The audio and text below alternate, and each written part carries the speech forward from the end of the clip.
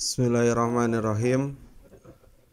Alhamdulillahilladzi arsala rasulahu bil huda wa dinil haq liyudhhirahu 'alad dini kullihi wa kafa billahi syahida. Asyhadu an la ilaha illallah wa asyhadu anna Muhammadan abduhu wa rasuluh alladzi la nabiyya wa rasula ba'dah amma ba'. Kawan-kawan majelis madani sekalian, kadang ada beberapa orang yang menganggap hidup ini penuh dengan paradoks. Apa paradoksnya? Kita pergi sebenarnya untuk pulang. Kemudian kita hidup sebenarnya untuk mati. Setelah mati, kita mati untuk hidup. Khalidina fiha abada. Kita kekal di dalamnya. Jadi menurut berbagai orang, hidup ini penuh dengan paradoks. Dan ada berbagai istilah yang sebenarnya istilah ini dapat bermakna apabila dihubungkan dengan istilah yang lain. Istilah pulang itu bisa bermakna apabila istilah pulang dihubungkan dengan istilah pergi. Istilah mati itu mati bisa bermakna apabila istilah mati dihubungkan dengan istilah hidup. Begitupun sebaliknya.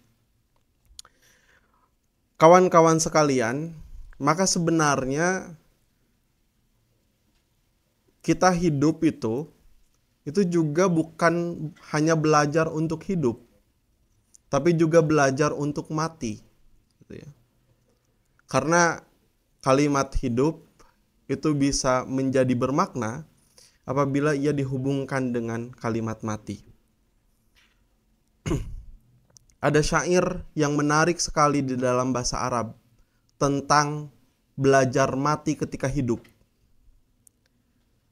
Bunyi syairnya seperti ini. Idfan wujudaka fi ardil humul. Kuburlah wujudmu atau keberadaanmu di tanah ketiadaan. Famanabata mimma lam yudfan. Maka segala yang tumbuh namun tidak ditanam sebelumnya, la yatimmu nataijuhu, itu tidak akan sempurna buahnya. Jadi dalam syair ini disebutkan bahwa hidup ya untuk belajar mati. Tujuan hidup ya untuk belajar mati. Dan tujuan mati nanti untuk hidup gitu. Hidup abadi, kekal di dalamnya. Lalu saya lanjutkan, mana fa'al qalba syai'un. Tiada sesuatu sedikit pun yang sangat berguna bagi hati. Mithla uzlatin, sebagaimana menyendiri atau uzlah. Yadkhulu biha midana fikratin, yang dapat menyebabkan hati masuk ke medan perenungan. Kaifa yashruku qalbu suwarul akwani muntabi'atun fi mir'atihi. Bagaimana mungkin hati akan bersinar sedangkan bayang-bayang dunia masih terpatri di dalam cermin hatimu? Am kaifa yarhalu ilallahi wa huwa bilun bisyahwatihi. Bagaimana mungkin engkau berjalan menuju Allah Subhanahu wa taala sedangkan engkau masih terbelenggu oleh syahwatnya, oleh syahwatmu. Am kaifa yatma'u an yadkhula hadratallahi wa huwa lam yatatahhar min janabati ghaflatihi. Atau bagaimana mungkin ia bertemu kehadirat Allah sedangkan dia belum suci dalam kejunuban atau kekotoran ghaflahnya, kelalaiannya. Am kaifa yarju an yafhama daqaiqal asrari wa huwa lam yathub min hafawatihi. Bagaimana mungkin ia berharap memahami daqaik, detail-detail kehidupan dari setiap rahasia yang diturunkan oleh Allah, sedangkan ia belum bertaubat dari kekeliruannya. Syair ini menunjukkan makna yang sangat luar biasa dan menunjukkan bahwa manusia itu hidup dengan penuh paradoks. Dia menganggap dirinya berhak untuk surga, tetapi kenyataan membuktikan bahwa yang terpatri di dalam hatinya itu bukan Allah Subhanahu wa Ta'ala. Jadi syair ini berusaha mempertanyakan ulang upaya perenungan manusia dalam menjalani kehidupannya sehari-hari. Dan ini pun juga, syair ini pun juga memperlihatkan bagi kita bahwa manusia itu adalah makhluk yang penuh dengan kontradiksi. Makhluk yang beda diucap, beda di hati. Beda di depan, beda di belakang. Dan sesuatu yang berkontradiksi, sesuatu yang berbenturan satu sama lain, itu pasti tidak akan menemukan jalan pada sesuatu yang lurus untuk menuju kepada Allah Subhanahu wa Ta'ala. Maka dalam syair ini kita coba belajar bahwa harus selaras antara gerak fisik, gerak yang kita pertontonkan di hadapan orang-orang, dengan gerak batin yang kita tahu sendiri siapa diri kita. Maka jelas Nabi, walaupun ini hadisnya maudhu ya, hadisnya dhaif, tapi ini jadi quotes yang populer gitu ya. Man arafa nafsahu faqad arafa rabbahu. Siapa yang kenal pada diri sendiri, maka sungguh dia sudah kenal kepada Tuhannya. Maksudnya bagaimana? Maksudnya orang yang menyelami diri sendiri, merenung kepada medan perenungan yang terdalam, ia uzlah, ia menyendiri bukan dalam artian memutus silaturahmi ya, tapi dia sampai ke titik dirinya yang terdalam. Dia akan menemukan diri yang sejati. Dia akan menemukan dan dia akan menyelesaikan kontradiksi-kontradiksi yang sebenarnya sudah dia praktekkan ya selama hidup di dunia ya. Kontradiksi-kontradiksi yang terus dipraktekkan selama hidup di dunia. Dia akan menyelesaikan itu. Dan ketika selesai antara yang zahir dan batin, antara yang fisik dan wilayah batin, maka dia akan bersaksi dengan sebenar-benarnya bahwa Allah lah hanya satu-satunya Tuhan yang patut dia sembah. Makanya kalimat syahadat dari syahida itu memiliki arti al-khudur ma'al musyahadah bil basar awil basiroh. Bersaksi itu atau syahadat itu ketika dia hadir dan dia sadar akan kehadiran dirinya sendiri, lalu musyahadah itu dia menyaksikan dengan detail, daqaik dengan detail, bil basor dengan panca indera matanya sendiri, awil basiroh atau dengan mata batinnya. Jadi syahadat ya, atau bersaksi itu mensyaratkan kita kenal diri sendiri sehingga kita bisa memadukan antara penglihatan basor, penglihatan fisik, dan penglihatan yang ada di dalam mata hati kita. Sinkron antara apa yang dilihat oleh mata fisik dan apa yang dirasakan oleh mata batin itu sinkron. Maka itu yang disebut dengan musyahadah, dengan bersaksi. Kita bersaksi bahwa Allah Subhanahu wa taala adalah Tuhan, adalah satu-satunya Tuhan yang patut kita sembah. Basiroh itu terbagi ke dalam 3 tingkatan. Mata batin itu terbagi ke dalam 3 tingkatan. Tingkatan yang pertama disebut syu'aul basiroh, pancaran sinar yang masuk ke dalam hati. Kita bisa melihat apabila ada terang, kan?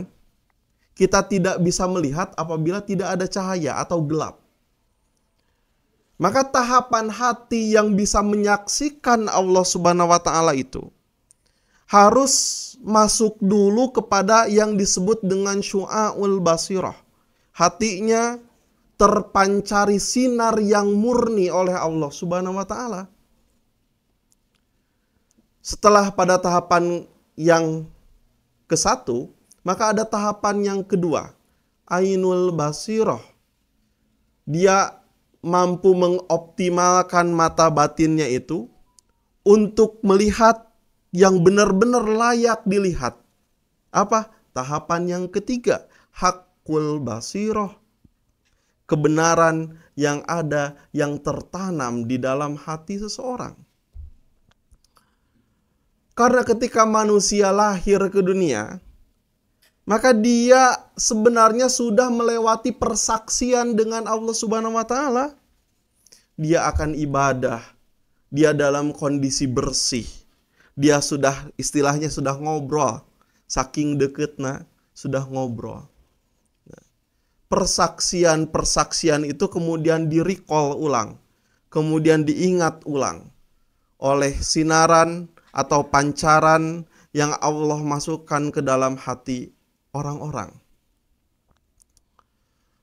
Tapi kemudian hati ini menjadi tidak mendapatkan pancaran dari Allah Subhanahu wa taala, apalagi untuk bersaksi, untuk musyahadat, untuk syahadat itu, untuk bersaksi bahwa Allah lah satu-satunya Tuhan yang berhak untuk disembah. Itu menjadi sulit. Dia itu menjadi sulit, hatinya itu menjadi keras. Ya. Kenapa? Karena dia melakukan dosa. Karena dia melakukan hal-hal yang dilarang oleh Allah Subhanahu wa taala. Sehingga hatinya terkubur di dalam kegelapan. Jangan